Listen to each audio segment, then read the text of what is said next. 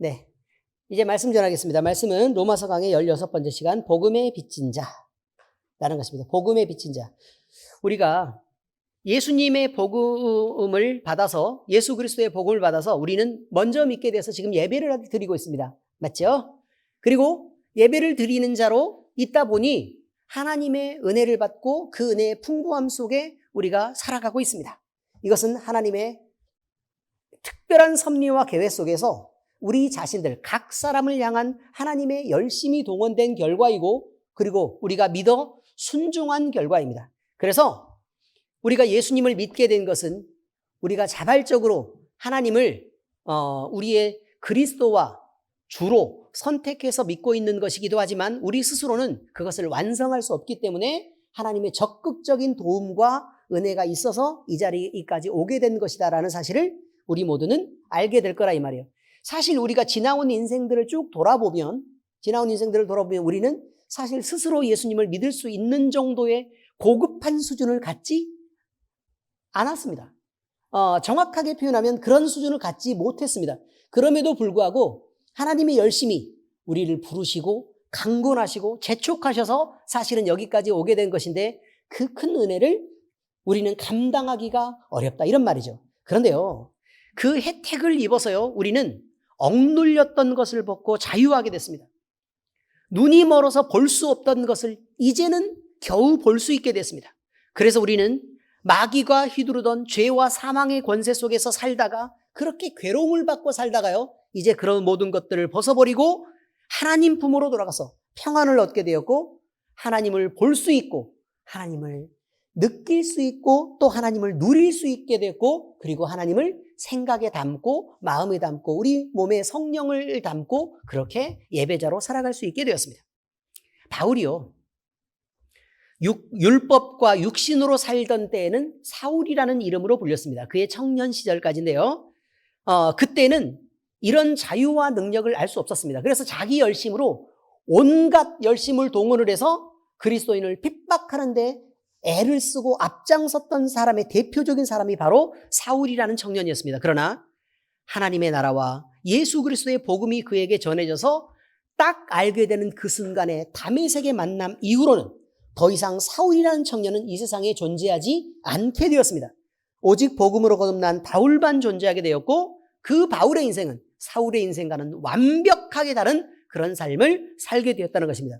뭔가 배워서 천천히 달라진 게 아닙니다. 어느 순간 인생을 쭉 살아가다 보면 이렇게 육신으로 살던 때가 있고, 어느 날 예수님이 갑자기 찾아오시면 그 예수님을 만나는 그 순간 이후로는 완벽하게 달라진 인생이 된다 이 말이에요. 예수 없는 세상, 예수님이 계시는 세상. 이렇게. 자, 이 복음이 사울이라는 청년에게 전해졌을 때 사울이라는 그 청년은 바울이라는 이름으로 새로 태어나면서 그때 만나주신 주님이 자기에게 무슨 말을 하는지, 그리고 어떻게 하라고 하는지, 어떤 인생을 살라고 하는지를 알 수 있었습니다. 그래서 바울은 오늘 본문의 말씀을 이렇게 할 수 있게 된 것입니다. 오늘 본문 말씀은 이거죠. 헬라인이나 야만인이나 지혜 있는 자나 어리석은 자에게 다 내가 빚진 자라는 표현을 쓰는 거죠. 자, 말씀 내용을 한번 살펴보겠습니다. 복음은요, 넘치도록 충만한 것입니다. 이것이 참 중요하죠. 넘치도록 충만한 것이다. 우리 주 예수님은 가시는 곳마다 복음에 대해서 말씀하셨습니다. 그런데 그 복음에 대한 것이 무엇이냐는 거예요. 누구를 얘기하는 것이고 어떤 내용을 말씀하시는 것이냐, 이게 대단히 중요한 것입니다. 아래 본문 말씀은 안식일에서 늘 하시던 대로 나사렛 회당에서요 예수님이 강론하시면서 하신 말씀입니다. 자, 누가복음 4장 18절에서 19절 우리 같이 읽어볼까요? 준비되셨죠? 자, 같이 읽겠습니다. 시작. 주의 성령이 내게 임하셨으니 이는 가난한 자에게 복음을 전하게 하시려고 내게 기름을 부으시고 나를 보내사 포로된 자에게 자유를, 눈먼 자에게 다시 보게 함을 전파하며 눌린 자를 자유롭게 하고 주의 은혜를 전파하게 하려 하심이라 하였더라. 자, 이거는 이사야서 말씀을 인용한 것입니다. 그런데 복음이라는 게 과연 무엇이냐? 우리는 생각을 한번 해봐야 된다는 거예요. 복음이 뭘까? 과연 여러분은 복음을 뭐라고 생각을 하십니까? 복음이 뭐예요? 복음, 복된 소식인데 사람들이요, 무엇을 복이라고 생각하느냐 이 말이에요. 무엇을 복이라고 생각하느냐. 예수님은 복음이 묶여서 자유를 잃고 포로된 자에게 자유를 주는 것이다 라고 얘기하는 것입니다. 예를 들면 꽁꽁 묶여 있어요. 벗어나고 싶어서 안달이 났다 이 말이에요. 안달이 났어요. 그런데 그런 자에게, 그런 사람에게 가까이 가서 뭐라고 얘기를 하냐면, 묶여서 풀려나고 싶은 사람에게 가까이 가서 피곤하지, 베개가 필요해? 그래, 베개를 갖다 줍니다. 복음입니까? 아니라 이 말이에요. 묶여있는 자에게는 풀려나는 것이 복음입니다. 배가 고픈 사람이 있습니다. 그럼 배가 너무 고프다 이 말이에요. 배가 너무 고프면 지금 배가 고파서 견딜 수가 없는데 뭐라도 먹어야 되는 상황이란 말이에요. 그랬더니 따뜻한 잠자리를 마련하면서 푹 쉬세요. 이러면 복음입니까? 아니란 말이에요. 필요가 있는 거라고, 필요가. 그러니까 무엇이 필요하냐라는 것입니다. 눈이 멀어서 볼 수 없는 사람이 있습니다. 뭐가 복음이에요? 그렇죠. 보는 것이 복음입니다. 보는 것이 복음. 보게 하는 것이 복음이라 이 말이에요. 그리고 앉은뱅이가 꼼짝을 할 수 없습니다. 그러면 그를 일어나서 걷게 하는 게 복음입니다. 바로 그것입니다. 이렇게 각 사람에게 필요한 복음은 서로 다른 것처럼 보여집니다. 그런데 이 복음은 왜 다른 것처럼 보여지냐면 각 사람들마다 소원하는 게 다르고 각각의 니즈가 서로 다르기 때문에 그 필요를 따라 채워져야 되는 게 다르기 때문에 그렇다 이 말이에요. 그런데 여러분, 우리가 생각하는 복음은 과연 무엇이냐? 우리가 그냥 대답할 때는 예수 그리스도를 복음이라고 얘기합니다. 그렇지 않습니까? 예수 그리스도를 복음이라고 얘기해요. 그러면 예수님이 이 모든 것을 다 해결할 수 있다는 말이냐? 이런 거죠. 예수님이 이걸 다 해결할 수 있다는 말이냐? 그러면 자, 성경에 뭐라고 적혀 있는지를 한번 보도록 하겠습니다. 그리고 우리가 경험한 건 무엇인지를 한번 살펴보도록 하자 이 말이에요. 자, 성경을 보면 삶의 필요를 채우는 이 모든 것들, 예수님의 이름으로 행해진 것을 우리는 볼 수 있습니다. 예수님은 자신의 육신을 내어주시며 생명의 떡이라고 말합니다. 결국 사람이 떡으로만 살 것이 아니요 하나님의 입에서 나오는 말씀으로 살 것이라고 얘기합니다. 자, 그런데 우리는 육신만 가지고 있는 게 아니라 영혼도 가지고 있기 때문에 먹긴 먹어야 되는데 육신만 먹는 게 아니라 뭐도 먹어야 돼요? 영혼도 먹고 살아야 된다 이 말이에요. 그래야 생명이 유지가 돼요. 그래서 자신이 생명의 떡이기 때문에 자기의 몸을 쪼개서 우리에게 내어주셨고 그 떡을 먹음으로 우리의 영혼이 소생하게 했다 이 말이에요. 그리고 뿐만 아니에요. 그것만 했던 것이냐? 그렇지 않아요. 하나님은 공중 나는 새와 그 다음에 들에 핀 백합화 이것을 얘기하면서 뭐라고 얘기했어요? 하나님께서 자녀들이 필요한 것을 모두 알고 계신다. 그러니까 이 모든 것은 다 알아서 채워질 거다. 너희는 뭐만 구하면 된다? 먼저 그의 나라와 그의 의인을 구하면 된다. 그러면 다른 모든 것은 하나님이 채우시겠다라고 얘기하고 만나와 메추라기를 내어서 먹이신 것을 우리는 알 수 있다. 그리고 예수님도 사실 오병이어 7병이어의 기적에서 하나님의 말씀을 드리려고, 예수님의 말씀을 드리려고 모였던 많은 무리들이 있는데 그 무리들이 배고프니까 어떻게 하셨어요? 먹이셨다 이 말이에요. 예, 그렇게 하신 실제적인 필요를 채우시는 복음이었다. 예수님은 그랬다는 거예요. 자, 그리고 예수님은 자신을 영원히 마르지 않는 생수라고 말합니다. 그래서 속에서 솟아나서 영원히 목마르지 않게 하겠다라고 얘기합니다. 우리는 영적 갈증이 있습니다. 그 갈증들은 뭐로밖에 채워지지 않아요? 하나님을 만나고 하나님으로 채우는 것 외에는 채워지지 않아요. 아무리 외로움을 타는 사람이 있는데요. 아무리 내가 그 외로움을 사람으로 채워보려고 해도 가까이 사람을 붙이고 그 사람에게 더 잘해주면 잘해줄수록 점점 더 외로움에 빠지게 돼요. 왜냐하면 사람은 기대만큼 자기를 사랑해주지 않아요. 그럼 가장 가까운 내 남편은 어떠냐 이거예요. 내 남편. 가장 가까이 있는 내 아내들은 그럼 어떤가? 여러분, 여러분의 외로움이나 또 여러분의 부족함들을 이분들이 열심히 채우려고 합니까? 아니면 내가 해야 될 분량이 더 많습니까? 내가 해야 될 분량이 훨씬 많죠. 이것은 거의 숙제나 다름이 없습니다. 그렇죠, 허영애 집사님? 허영애 집사님까지 저 정도면 어마어마한 것입니다. 자, 그렇습니다. 그래서요, 예수님은 이렇게 말하죠. 그 떡을 먹고 그 피를 마시지 않으면, 다시 말해서 예수님과 예수님의 몸을 먹고 예수님의 그 피를 마시지 않으면 나와 상관이 없다고 얘기합니다. 그래서 예수 그리스도의 몸인 성찬을 같이 나누고 보혈인 포도주를 같이 나누면서 우리는 함께 성찬을 하면서 우리가 그의 죽으심을 기념해서 우리를 위해서 공급된 생명의 양식, 그 다음에 생명수들을 우리가 함께 먹고 마시면서 누리는 것입니다. 예수님은요, 자기 자신을 선한 사마리아인으로 비유합니다.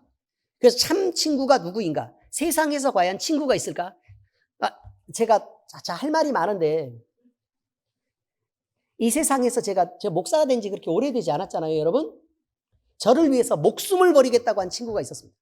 나는 목숨이라도 내놓겠다, 너를 위해서.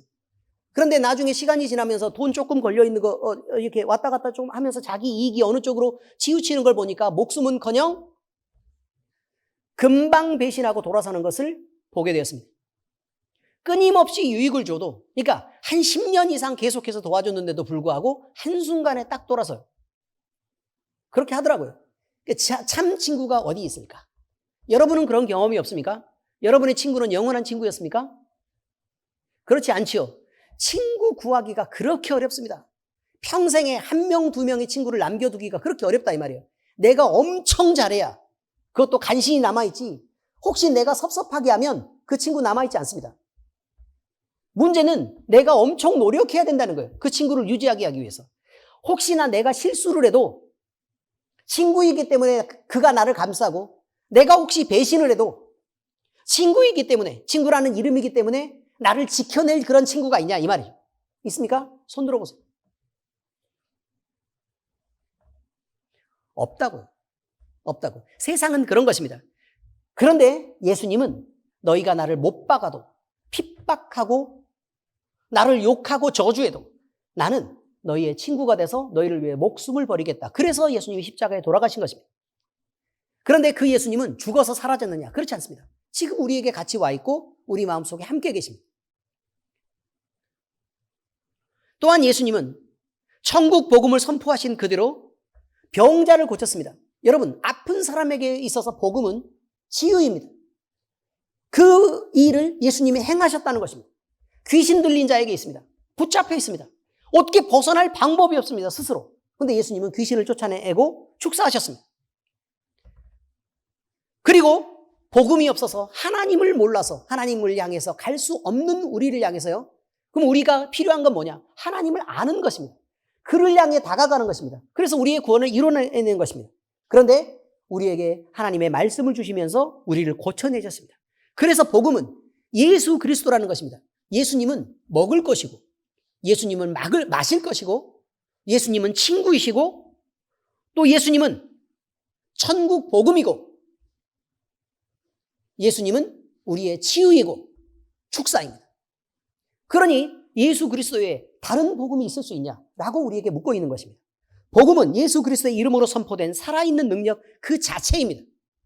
살아있습니다. 이게 중요합니다. 우리가요, 제가 이렇게 손을 얹고 손을 잡고 기도할 때는 주님의 마음이 잘 느껴지지 않아서 때로 불안하고 막 어지럽고 이렇게 하더니 이렇게 힘이 드는 순간에 안 되겠다, 도저히 안 되겠다, 내가 주님을 느껴야겠다라고 해서 손을 가슴과 배에 이렇게 얹고 그냥 그저 있었습니다. 그랬더니 주님이 충만하게 이렇게 채워지면서요, 내가 기도할 필요가 없어지는 거예요. 다른 복잡한 기도를 할 필요가 없습니다. 여러분, 우리는 많은 말의 기도 때문에 우리가 나아지고 회복되는 게 아닙니다. 그저 예수 그리스도 때문에 회복되는 것입니다. 그분의 존재, 이것 때문에 회복되는 것입니다. 예수님이 뭘 하셔서 되는 게 아니라 예수님이기 때문에 되는 것입니다. 이게 중요합니다. 그래서 예수님이 복음입니다. 이 복음은 성경 말씀에 증명된 그 자체고, 복음이 우리 안에 살아 숨쉬는 생명 그 자체가 되는 것입니다. 자, 히브리서 4장 12절 읽겠습니다. 시작. 하나님의 말씀은 살아있고 활력이 있어 좌우의 날선 어떤 검보다도 예리하여 혼과 영과 및 관절과 골수를 찔러 쪼개기까지 하며 또 마음의 생각과 뜻을 판단하시나니. 자, 여러분, 하나님의 말씀. 그럼 하나님의 말씀인 성경은 누구를 얘기하고 있어요? 구약 성경은 오실 예수 그리스도에 대한 얘기입니다. 그죠? 신약 성경은, 복음서는 예수님에 대한 얘기입니다. 그죠? 그 다음에요, 그 이후로 서신서 및 예언서는 다들 뭐에 대한 거라고요? 이제 오신 성령 하나님의 사역과 오실 예수님에 대한 이야기입니다. 아주 무슨 의미인지 아시잖아요. 그죠? 자, 그러면 성경은 누구에 대한 얘기예요? 예수 그리스도에 대한 얘기입니다. 자, 그런데 그 예수 그리스도, 예수님이 그리스도다. 다시 말하면 예수님이 우리를 구원할 구원자이시다 이 말이에요. 성경은 충만하죠. 뭐가 충만한 거냐면 능력으로 충만합니다. 근데 누구에게나 능력으로 충만한 게 아닙니다. 성경 말씀이 사람들에게 선포될 때 많은 사람들에게는 예수님이 비유로 말씀하신 이유가 있다 그랬어요. 그 비유로 말씀하신 이유가 뭐라고요? 비밀이기 때문입니다. 비밀이기 때문에 누구에게나 다 공개된 것도 아니고 누구에게나 다 체험할 수 있도록 능력이 되는 것도 아닙니다, 여러분. 근데 하나님의 말씀이 살았고 활력이 있어서 좌우에 날선 어떤 검보다도 예리한 건 하나님 앞에 마음을 드리고 구원받은 우리에게 해당되는 말이지 어느 누구에게나 해당되는 말이 아닙니다. 많은 사람들은 성경 말씀을 이용해서 예수님을 등쳐먹고 돈을 벌고 또 그를 핍박하고 부인하는 데 사용하고 있습니다. 그러므로 우리에게 능력이 되시는 이 성경 말씀을 우리가 어떻게 지켜나가느냐라는 것은 너무나 중요한 일이라 이 말이에요. 자, 이 생명을 누가 느꼈냐? 바울 사도가 느꼈다 이 말입니다. 그러므로 바울이 느끼기에는 이 복음이, 예수 그리스도의 복음이 너무나 충분한 것이었고 그리고 그 자신을 가득 채웠는데 이게 너무너무 가득 채워지니까 이게 여기서 멈추지 않고 끊임없이 넘쳐나게 됐다 이 말이에요. 그럼 넘쳐나게 되면 어떻게 돼요? 그 주변으로 다들 흩어질 수밖에 없죠. 이렇게 흩어진 복음이, 넘쳐 흐른 복음이 주변에게 구원을 주시는 능력으로 나타나게 되었다. 이렇게 말하는 것입니다. 여러분, 우리가 명심해야 될 것은 우리가 그리스도로 채워질 때 우리의 그릇이 요만큼이 있다면 맨 바닥에서 간신히 찰랑찰랑하게끔 예수 그리스도가 채워져 있어서는 안 됩니다. 예수 그리스도는 바닥을 빡빡 긁으라고 성령 주시고 우리에게 생명수라고 말씀하신 게 아니라 이 말이에요. 안에서 솟아난다고 얘기합니다. 솟아나요. 그럼 솟아나는 것은 보세요. 조금 있어요. 그럼 뽕뽕뽕뽕 솟아나요. 그럼 어디 갈 데가 없잖아요. 그럼 그릇을 가득 채우게 됩니다. 자연스러운 일입니다. 자연스럽습니다. 그런데도 계속 솟아나요. 그럼 어떻게 돼요? 넘쳐 흐를 수밖에 없습니다. 근데 이게 너무 자연스러운 거라 이 말이에요. 근데 솟아나는 생수인 예수 그리스도를 가지고도 우리가 다른 사람을 위해서, 그러니까 세상으로 잔뜩 덮어가지고 살다 보니까 예수 그리스도를 마음에 담아두질 않는 거예요. 마음에 가득 채우질 않는 것입니다. 그러니까 온 세상 더러운 것들이 가득하다 이 말이에요. 여러분, 저번 주에 제가 알던 지인이 저를 방문해가지고요 울면서 나는 예수님으로 충만하고 싶습니다. 주님 한 분이면 되는데. 근데 이 주님이 내게 가득 채워지는 것까지는 바라지도 않아요. 그냥 그저 멀리서라도 주님 한 번만 뵀으면 난 그것으로 평생을 붙잡고 갈 수 있을 것 같아. 그거 소원이에요. 라고 저에게 얘기했습니다. 어떻게 한 번이라도 나에게 무슨 말씀이라도 해줬으면 좋겠다. 이러면서 울더라고요. 한 번 우는 게 아닙니다. 계속 울어요. 키가 한 180 얼마 되는데 남자고. 이름을 확 얘기해버릴까 하다가 지금 안 하는 거예요. 여러분, 그렇습니다.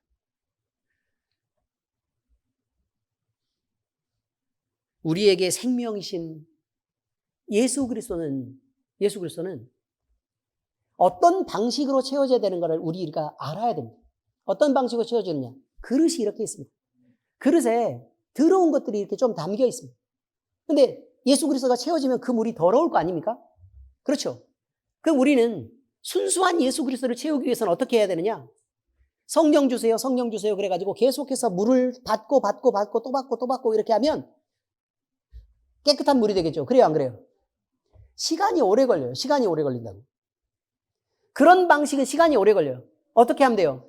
깔끔하게 버리고 설거지를 깨끗이 한 다음에 그 다음에 어떻게 하면 돼요? 물 새로 받으면 돼요. 근데 그렇게 못하는 것입니다. 왜 못하느냐? 내 속에 있는 이 세상이라는 소원이 계속해서 들어가는 거예요.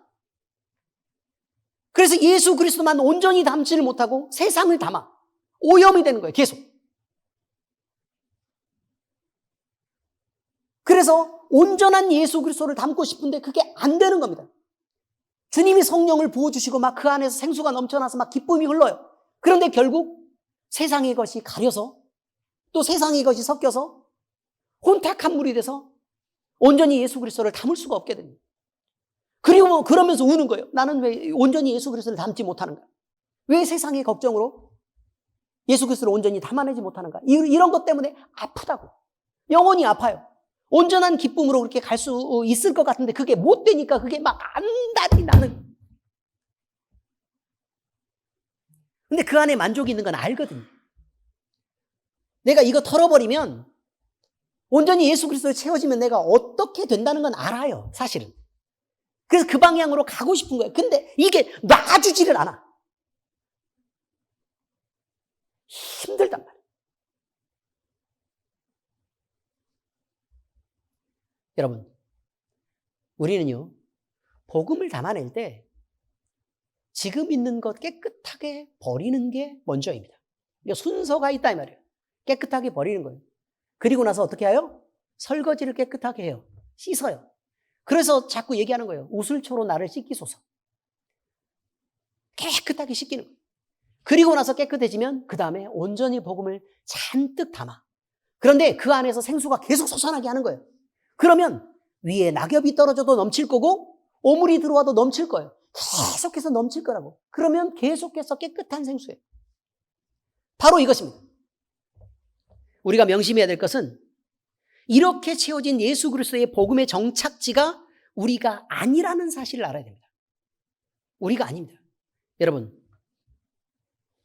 예수 그리스도의 복음이 우리에게 이렇게 왔습니다. 우리가 여기 있습니다. 복음이 이렇게 왔습니다. 그리고 복음이 여기에 쌓이는데 계속해서 복음을 나 혼자 먹고 끝납니다. 그러면 사해가 됩니다. 죽음의 바다가 된다고요. 이해되셨습니까? 그렇게 됩니다. 그런데 이 안에서 그러면 어떻게 죽음의 바다가 되느냐? 점점 염분의 농도가 진해집니다. 물이 점점 이렇게 양이 늘어나는데 자꾸 날려보내고 그러면 어떻게 된다고요? 염분의 농도가 진해집니다.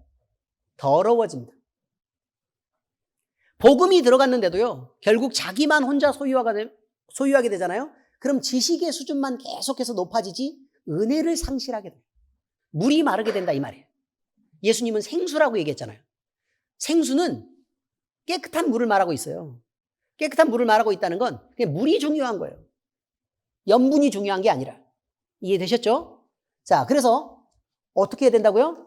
계속해서 맑은 물의 상태를 유지하게 되는데 농도가 점점 진해져가는 더러운 물이 됩니다. 죽음의 바다에서는 아무것도 살 수가 없게 됩니다. 우리가 우리에게 흘러온 복음을 우리 스스로만 갖고 있으면 이렇게 된다 이 말이에요. 그리고 그 안에서 깊어져 가려는 노력을 아무리 많이 해도 내가 깨달은 것들이 그냥 내 안에만 계속 있어서 높아지면 머리만 커지고 몸뚱아리는 점점 작아지는 이상한 가분수가 되고 맙니다. 그렇게 되지 않기를 예수 그리스도의 이름으로 축복합니다. 우리에게 머무르지 않아야 되고 흘러가야 됩니다. 그래야 살아있는 생수가 됩니다.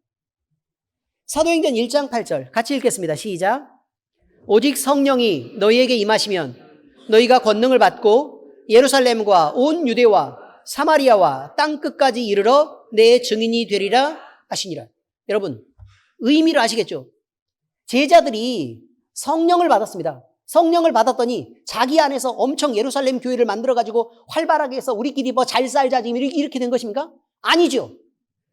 그들이 그렇게 하려고 했습니다. 사실은 예루살렘 교회를 만들고 그 안에서 자기들끼리 막 너무 좋다 막 자기 건 재산 팔아가지고 와가지고 함께 공유하면서 내 걸로 드세요 막 이렇게 응? 해보세요 이러면서 먹여주고 간은 맞나요? 이렇게 해서 열심히 외겼다 이 말이에요. 그런데 그렇게 있는 게 너무 좋은 거예요. 이제 너무 좋은 거죠. 같이 함께 나누면서 서로 코이노니아를 나누는 이것이 너무 좋았던 거예요. 그리고 그때 막 예배 드렸던 것도 너무 신나고 말씀을 나누는 것도 너무 신나고 그리고 예수님은 지금 너희가 본 그대로 곧 오신다 그랬는데 생각을 해보니까 한 2, 3일 지나면 곧 올 것 같기도 하고 그래서 인사도 막 마라나타 지금 이렇게 했단 말이에요. 그래서 지금 기다리고 있는데 성령 하나님이 예루살렘 교회를 핍박하는 걸 허용하게 됩니다. 하나님. 그래서 그대로 머물러 있으니까 하나님이 잔뜩 예루살렘 교회를 쳐버렸습니다. 그래서 어떻게 됐죠? 예루살렘에서 흩어져서 온 유대 땅으로 그리고 사마리아와 땅끝까지 이르르게 됐습니다. 결국 거기 갔더니 자기 안에 들어있는 건 뭐밖에 없어 지금? 예수밖에 없는 거예요. 그러니까 어쩔 수 없이 내 증인이 될 수밖에 없었다. 그렇게 말하고 있습니다. 내 증인 해라가 아니고 내 증인이 되리라임. 너는 나가서 내 증인이 너 꼭 증인해줘야 돼? 라고 얘기하는 게 아닙니다. 너 가서 어디를 돌아다녀도 그냥 살아. 그럼 너는 내 증인이 되는 거야. 라고 지금 얘기한 것입니다. 근데 증인의 뜻이 뭐죠? 증인의 뜻은 일단 당사자가 아닙니다. 이게 엄청 중요한 거예요. 증인의 뜻은 뭐라고요? 당사자가 아니라는 게 중요합니다. 당사자가 아니다. 우리 변호사들도 있는데 증인은 나와서 증거하는 사람이지 당사자는 아닙니다. 여러분 이게 중요하죠. 그럼 당사자는 누구냐? 하나님이 구원을 주시고 그 다음에 나를 통해서 다른 사람을 복음을 듣게 했습니다. 그럼 복음을 듣게 했으면 그 사람들이 예수님을 믿게 되죠. 그럼 구원을 받게 됩니다. 그러면 당사자는 하나님과 누구예요? 하나님과 예수님이요? 너무 입에 예수님이 이거 있는 거 아니에요 지금? 하나님과 구원받은 당사자, 저 사람이요. 저희. 이해되셨죠? 그렇단 말입니다. 그런데 하나님이 아무도 안 보는 상태에서요. 저 사람 구원할 수 있잖아요. 없어요? 사도 바울에게 직접 나타나서 구원했잖아요. 그렇지 않습니까? 그죠? 저도 예수님을 믿게 된 게 누가 전도해서 됐다고 얘기했어요? 안 했죠? 뭐라고 얘기했어요? 어느 날 갑자기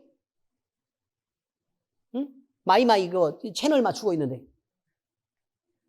갑자기 마음이 울컥하면서 눈물이 흐르기 시작하더니 몇 시간을 계속 펑펑펑펑 울게 되었다. 그리고 나서 갑자기 하나님이 너무 궁금해지고 그 성경을 봤더니 그때부터 막 믿어져서 감당을 할 수가 없더라. 그 벅찬 느낌을. 제가 이렇게 말씀드렸습니다. 누가 전해야만 믿는 건 사실은 아니에요. 그러나 하나님은 전하는 방법을 통해 믿게 하시는 것을 원해요. 왜냐하면 증인이거든. 누구보다 자 보세요. 우리가 기도하면 병이 치료된다 이 말이에요. 기도하면 병이 치료된다. 그러면 자 능력을 베푸시는 이는 누구예요? 하나님이십니다. 치료되는 사람은요? 환자죠. 그렇지 않습니까? 환자죠. 우리는요? 증인이라니까요. 중간에 기도한 사람은 증인이란 말이에요. 그럼 내 능력도 아니고 그냥 나를 통해서 하나님의 능력이 빠져나간 것뿐이라고 말해요. 근데 다른 사람을 통해서 일할 수 있잖아요. 하필 나를 통해서 일하시겠다고 얘기하는 거예요. 대박 사건. 그럼 그게 무슨 뜻이냐? 가장 가까이에서 보는 사람이 나라는 거예요. 가장 가까이에서. 그게 왜 그렇게 보여주실까? 제가 생각할 때는 우리 믿음이 없어서 그래요. 오죽했으면 그렇게 가까이에서 자꾸 보여주실까? 이런 거죠. 웬만하면 그냥 믿으라 그랬을 때 잘 믿었으면 오죽 좋아요. 그런데 안 믿으니까 가까이서 보여주시는 거예요. 여러 가지 증거를 보여주시는 거예요. 도마도 봐요. 만지래잖아요. 여기서 도마는 그 도마 아닙니다. 여전도에 잘 이해하셨죠? 사람 이름이에요. 바로 이런 것입니다. 우리에게 증거가 많다는 것은 여러분이 자랑할 것이 아니에요. 자랑할 것이 아니라 하나님께서 우리에게 은혜를 베푸셨다는 것을 알고 감사해야 될 일이라 이 말이에요. 그래서 하도 많이 보니까 너무 많은 경험들이 있다 보니까 그런 간증이 쌓이다 보니까 나중에는요. 뭘 부인하고 싶어도 부인할 수가 없는 거예요. 이제 곧 죽을 때가 됐어요. 이제 곧 죽을 때가 돼가지고 지금 목숨이 떨어질락 말락 이렇게 하는데 하나님을 좀 부인하고 싶은데 부인이 안 돼요. 예수님을 좀 안 믿고 싶어도 안 믿을 수가 없고 그래서 뭐 당연히 인생 가운데서 이렇게 증명됐던 예수님에 대해서 너무 확실한 거예요. 그래서 뭐 당연히 뭐 주님 품으로 들어가는 걸 알고 죽을 수 있는 이 은혜가 오죽하냐 이거. 놀라운 일입니다, 여러분. 우리가 실력이 있어서 그런 믿음에 이른 게 아니라 하나님이 우리를 도우셨기 때문에 그렇단 말입니다. 이게 중요하죠. 그래서요, 내 증인이 되리라. 결국은 우리가 중간에 서 있는 어떤 사람으로 쓰여야 된다는 말을 말하고 있고, 우리가 복음을 받았는데 그냥 여기서 멈춰서 가만히 있는 건 나쁜 놈이라 이 말이에요. 이 흐름이 막히면 썩고 죽습니다. 그래서 복음은 자기만 차지하고 전하지 않았던 사람들의 냄새나도록 부패하고, 그리고 자기 몸과 영혼까지도 망해버리는 것을 막을 수가 없었던 것입니다. 자, 두 번째, 빚진 자의 개념입니다. 바울은 자기 자신을 빚진 자로 표현합니다. 바울이 빚을 졌다고 표현한 헬라인, 야만인, 지혜자, 어리석은 자, 이 모두는요, 유대인을 제외한 이방인들을 가리키는 말입니다. 이방인들의 다양한 사람들을 가리키는 말입니다. 빚을 졌다는 것은요, 자, 내가 빚졌어요. 그럼 누군가 나에게 뭔가를 줬다는 얘기죠. 그렇죠? 그러니까 내가 받았다는 얘기입니다. 받았다는 얘기입니다. 자, 그 다음에 빚을 졌다는 얘기는 받았는데 너 안 갚아도 돼라고 얘기를 들었다. 아니면 이거 갚아야 된다고 얘기를 들었다. 대박 사건. 안 갚아도 된다고 얘기 들었대요. 근데 왜 빚을 져요? 안 갚아도 되는 건 선물이라고 얘기하지 빚이라고 얘기 안 해요. 저렇게 양심을 저렇게 쓰기 때문에 이상한 행동을 하는 거 아닙니까? 자, 다시요. 내가 빚을 졌다. 이 말은 누군가에게 어떻게 됐다고요? 받았다. 그리고 그 준 사람이 어떻게 했다는 얘기예요? 너 갚아야 돼. 라고 얘기했다 이 말이에요. 이해됐죠? 공짜 아니라 이 말이에요. 공짜 아니다. 자, 요 개념이 대단히 중요합니다. 다시 말하면 받아야 될, 갚아야 될 의무를 아직 남겨두었다는 뜻을 말하고 있습니다. 받은 것이 없으면 갚을 것이 없습니다. 근데 받은 것이 있으니까 갚을 것이 있게 되었다는 말이 되는 것입니다. 그래서요, 바울이 자기 자신을 복음에 대해서 채무자가 되었다, 빚을 진 사람이라고 표현한 것은 예수님으로부터 실존하는 능력의 복음을 받았다는 뜻이 되고, 이 받은 것은 그냥 너 혼자 나아져도 괜찮아 라고만 한 게 아니라 너를 회복시킬 거야. 그러나 너는 이것을 어떻게 해야 된다고요? 갚아야 돼 라고 예수님께 명령을 들었다는 얘기입니다. 바울은 지식인으로서 헬라인이든 도덕적으로나 지혜 수준이 미달된 야만인이든 예수 그리스도의 복음을 전도하는 일을 의무로 인식하고 있는 그런 상황인데, 이것이 바로 나는 반드시 갚아야 돼 라는 부분에 대한 이야기를 말하고 있습니다. 자, 바울을 이렇게 이끈 동기가 있습니다. 그건 두 가지로 나타낼 수 있는데, 첫 번째는 자신이 받은 하나님의 은혜가 얼마나 컸든지 그것에 감격해서 내가 이대로 가만히 갖고 있으면 안 되겠다, 내 반드시 갚아야 되겠다 라고 생각한 것이 첫 번째입니다. 디모데전서 1장 12절에서 16절까지 함께 읽겠습니다. 시작. 나를 능하게 하신 그리스도 예수 우리 주께 내가 감사함은 나를 충성되이 여겨 내게 직분을 맡기심이니, 내가 전에는 비방자요 박해자요 폭행자였으나 도리어 긍휼을 입은 것은 내가 믿지 아니할 때에 알지 못하고 행하였습니다.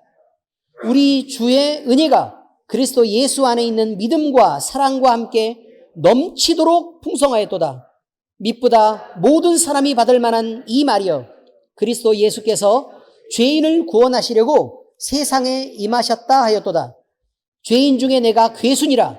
그러나 내가 긍휼을 입은 까닭은 예수 그리스도께서 내게 먼저 일체 오래 참으심을 보이사 후에 주를 믿어 영생 얻는 자들에게 본이 되게 하려 하심이라. 이렇게 되어 있습니다.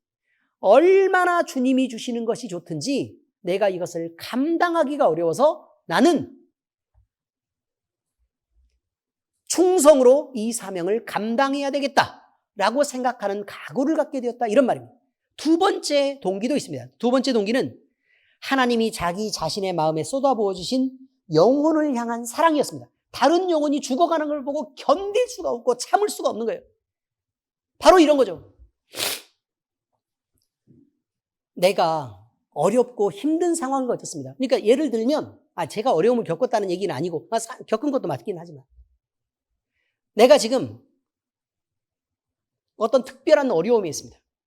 근데 그 어려움 때문에 죽을 만한 마음의 고통이 있고 심각한 위기를 거쳐서 살 소망까지 끊어지는 그때에 주님을 만납니다. 근데 주님을 만나자마자 이 모든 것들이 다 해결되고 내가 여기로부터 자유함을 얻고 결국은 주님을 만나는 이 사건 하나가 내 인생 전체를 변화하겠습니다. 그러면요, 그 다음에 예전에 나 같은 사람을 보면 저 사람 너무 안 됐다.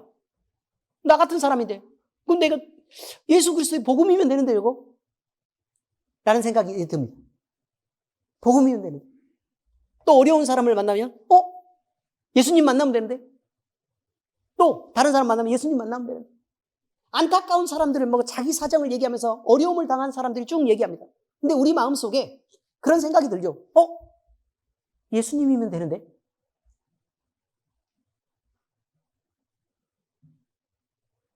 어떻게 저걸 붙잡고 저렇게 불쌍하게 저렇게 살아가고 있을까? 안 됐다. 내가 좀 도와줘야 될 텐데. 라는 생각을 갖게 했다 이 말이에요. 갈라디아서 4장 19절입니다. 함께 읽겠습니다. 시작. 나의 자녀들아, 너희 속에 그리스도의 형상을 이루기까지 다시 너희를 위하는 해산하는 수고를 하노니. 그리고 결국은 뭐냐면 온전히 회복되는 때까지 내가 그 수고를 아끼지 않겠다 이 말이에요. 왜요? 자기 자신도 예전에 그랬었으니까. 네, 이런 것입니다. 이런 것을 체휼이라고 얘기합니다. 다른 사람의 아픔을 같이 느끼고 같이 그 어려움에 대해서 마음 아파하고 또 몸이 아프면 같이 아파주고 또 그 수고를 같이 덜어서 해주는 거, 이런 것입니다. 이 두 가지에 감동된 바울은 복음을 전하지 않고는 견딜 수 없는 마음을 가지게 되었습니다. 그래서 그 열심으로 이끌려서 이방인을 향한 복음의 전도자로 그가 살 수 있었던 것이다, 이런 말입니다. 그래서 빚진 자다라는 말은 내가 주님 앞에 반드시 갚아야 될 분량이 있었구나 라는 것을 본인 스스로도 느낄 수 있었고, 근데 생각으로만 느낀 게 아니라 감정으로도 안타깝고 그 다음에 그 사람들이 회복됐으면 하는 그런 마음들로 가득 차게 되었다, 이런 말을 하고 있는 것입니다. 자, 이제 성경 말씀 적용입니다. 복음의 종착점은 우리가 아닙니다. 우리는 복음이 스쳐가는 사람들 중에 하나입니다. 하나님은 우리를 먼저 믿게 하셨습니다. 그것은 우리에게 구원의 복음을 주셨다는 말입니다. 왔으니까 믿었죠. 이 복음은 우리를 회복시키는 살아있는 하나님의 능력으로 나타납니다. 로마서 1장 16절 함께 읽겠습니다. 시작. 내가 복음을 부끄러워하지 아니하노니 이 복음은 모든 믿는 자에게 구원을 주시는 하나님의 능력이 됨이라. 먼저는 유대인에게요 그리고 헬라인에게로다. 다시 말하면 우리는 예수 그리스도를 믿어서 회복되게 됐고 살게 됐다 이 말입니다. 그런데 다른 사람도 예수 그리스도를 온전히 믿으면 회복되고 살아날 줄 압니다. 그런데 이상하게 그 예수 그리스도의 복음을 얘기하려다 보면 사람의 눈치를 보게 된다는 거예요. 나도 살았고 이 사람도 분명히 살 텐데 내가 이렇게 전달하는 과정에서 내 감정이 드러나서 문제가 생긴다는 것입니다. 누구 때문에 나타나는 것입니까 이게? 부끄러운 나 때문에 나타나는 일입니다. 그런데 이렇게 마음에서 걸리는 것이 있어도 아무리 내게 좋은 복음이고 그리고 이 복음이 나를 아무리 만족시키고 그리고 이거 전달하는 과정에서 아무리 큰 부끄러움이 있다고 하더라도 내가만 차지하고 있는 것은 죄를 짓는 것입니다. 복음은 우리를 통과해서 흘러가야 하고 만민에게 구원을 주시는 능력으로 역사해야 되는 것이 바로 복음입니다. 그러므로 복음의 종착점은 우리가 아닙니다. 흘러야 됩니다. 여러분 자신을 갖기 바랍니다. 내가 다른 사람 한 사람을 전도하면 내가 평소에 한 사람 전도하는 것처럼 그렇게 생각하시면 안 됩니다. 그 사람이 갑자기 복음에서 그냥 뻥 터져가지고요. 그 사람이 1000명 전도하고 10,000명 전도할지 어떻게 합니까 그러면? 그렇죠. 그리고 내가 전도한 한 3명쯤 되는데 그 사람이 10,000명씩 전도하면 30,000명, 33,000명 딱다 이런 거예요. 근데 그 10,000명이 가만히 있겠어요 또 전하겠죠?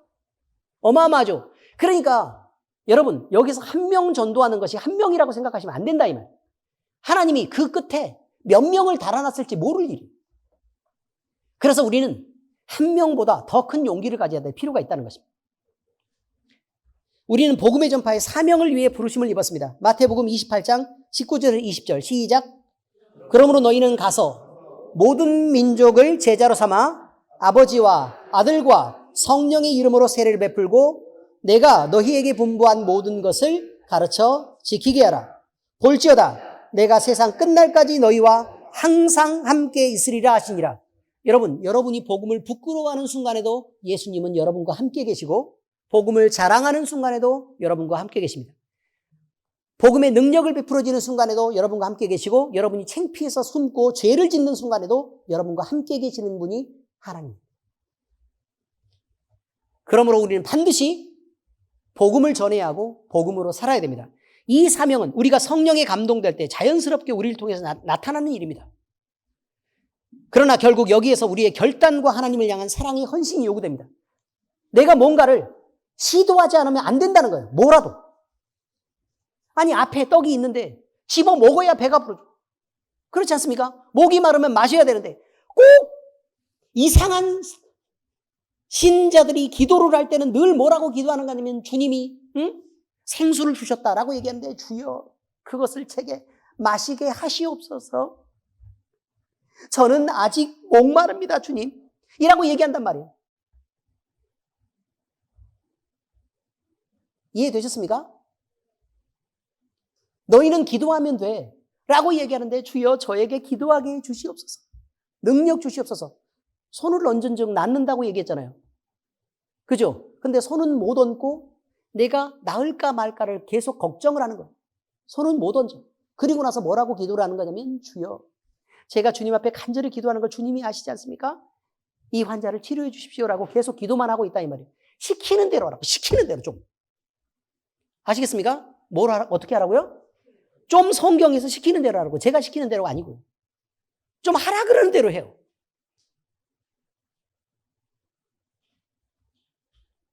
근데 그 하라는 게 뭐냐? 이 말이죠. 실제로 살아있는 능력이 되는 그 복음을 전하라는 것입니다. 마가복음 16장 15절 읽겠습니다. 시작. 또 이르시되 너희는 온 천하에 다니며 만민에게 복음을 전파하라. 하라 그랬잖아요. 왜 안 하십니까? 버티는 것도 한계가 있습니다. 하나님은 우리에게 많은 사람이 죽어간다고 말합니다. 근데 죽어가는 자를 보고도 모른 채 하는 사람이 있다. 그럼 그 사람은 나쁜 놈이라고 얘기합니다. 그리고 그 행위대로 보응한다라고 얘기합니다. 너는 왜 그 사람에게 긍휼을 갖지 않냐? 도대체 왜 그런 거야? 얘 죽어가잖아. 왜 손을 내밀지 않는 거야 도대체? 라고 얘기한다 이 말이에요. 자, 잠언 24장 11절에서 12절입니다. 함께 읽겠습니다. 시작. 너는 사망으로 끌려가는 자를 건져주며 살육을 당하게 된 자를 구원하지 아니하려고 하지 말라. 네가 말하기를 나는 그것을 알지 못하였노라 할지라도 마음을 저울질하시는 이가 어찌 통찰하지 못하겠으며 내 영혼을 지키시는 이가 어찌 알지 못하시겠느냐. 그가 각 사람의 행위대로 보응하시리라. 여러분이요 죽어가는 사람들을 보고도 손을 내밀지 않는 것입니다.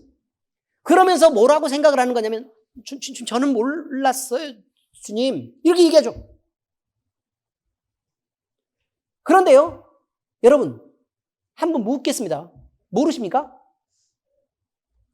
예수님 안 믿으면 죽는 거 몰라요? 왜들 그러고 계십니까? 왜 죽어가는 자를 외면하고 그렇게 계십니까? 우리의 행위를 주님이 보고 계십니다. 기도하겠습니다. 하나님 아버지 감사합니다. 우리는 복음의 빚진 자입니다. 우리가 복음을 받아서 우리가 이렇게 행복하고 또 이렇게 활발하고 자유롭게 회복되었다면 우리를 통해서 복음을 들은 자들도 그렇게 회복되어야 되는 것을 우리는 알고 있습니다. 주님, 그러나 우리의 마음이 또 우리의 열심이 주님이 요구하는 그 수준에 미치지 못하여서 늘 우리는 멈칫거리고 부끄러워합니다. 아버지 하나님, 만민에게 구원을 주시는 그 복음을 마음껏 우리가 자랑하게 하시고 우리를 통해서 전해지는 그 복음이 생명이 돼서 다른 사람들을 살리고 하나님께 영광되는 삶을 살아가게 하시옵소서. 늘 아버지 하나님, 우리의 행위를 보시는 우리 주님 앞에서 우리가 죽어가는 자들을 위해서 구원의 손길을 내밀고 그들을 구원할 수 있는 책임을 다할 수 있는 은혜를 주님 허락하여 주시옵소서. 살아계신 우리 주 예수님 이름으로 감사하며 기도합니다. 아멘.